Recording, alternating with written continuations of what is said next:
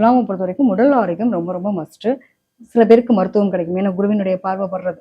டெஃபினட்டா மருத்துவம் கிடைக்கும். ஒரு மாற்று மருத்துவம் எடுத்துக்கிட்டாங்க அப்படின்னா ரொம்ப நல்லா இருப்பாங்க.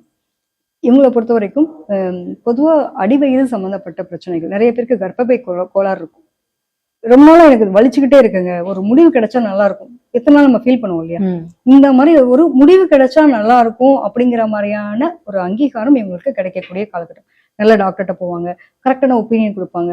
சில பேருக்கு வந்து பாத்தீங்க அப்படின்னா இது வேண்டாம், இந்த உறுப்புல பிரச்சனை இருக்கு, இதுக்கான அந்த சொல்யூஷன் மருந்து மாத்திரைகளோ ஒரு மாற்று மருத்துவத்தை எடுத்துக்கும் போது அவங்களுக்கான ரிசல்ட் கிடைக்கும்.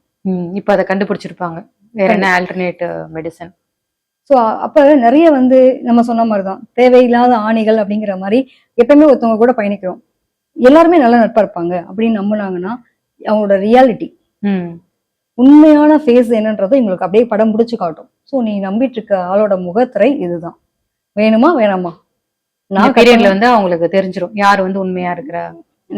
நிச்சயமா சொல்லணும் அப்படின்னா இவங்களுக்குலாம் வந்து கட் பண்ணி விட்டு கூட்டு போயிட்டே இருக்கும். நிறைய பொதுவாகவே வந்து வசீகர தோற்றம் இருந்தா என்ன சொல்லுவோம், ரிஷபத்துக்கும் சரி துலாத்துக்கும் சரி, அது எப்பயுமே வந்து என்ன வயசானாலும் காதல் மட்டும் மாறவே மாட்டேங்குது. 60லயும் காதல், 20லயும் காதல், 40லயும் காதல்ன்ற மாதிரி இவங்களுக்குலாம் அப்ரோசஸ் நிறைய வந்துட்டு தான் இருக்கும். அது ஆணா இருந்தாலும் சரி பெண்ணா இருந்தாலும் சரி. ஏய் வயசு என்ன தெரியுமா, இந்த வயசுல இதெல்லாம் யோசிக்க வேண்டிய வேலையா, எனக்கு சனி உச்சமடையக்கூடிய லேட்டா புரியுது எல்லாமே. அன்னைக்கு நிலைமைக்கு எனக்கு காதலே வரலப்பா, வயசு இப்ப 44 ஆகுது, இப்பெல்லாம் எனக்கு காதல் வரணும் என்ன அவசியம் இருக்கு அப்படிங்கிற மாதிரி. ஸோ லேட்டா தான் உங்களுக்கு எல்லாம் எல்லாமே லைஃப்ல கிடைக்கும். அதாவது பொதுவாக வந்து வாழ்க்கையில பின்யோக்கு ஜாதகம்னு சொல்லுவோம் இல்லையா, அந்த மாதிரி பின்னாடி இருக்கக்கூடிய ஒரு நல்ல யோகம் அப்படிங்கிறப்ப எது நல்லது நடந்தா மட்டும் நம்ம ஏத்துக்கிறோம்ல. அப்ப இந்த மாதிரி கெட்டது நடக்கு, அது கெட்டதா பாக்குறோமா, அதுதான் ரொம்ப முக்கியம். யாரு கூட அந்த காதல் வருதுன்றது ரொம்ப முக்கியம்.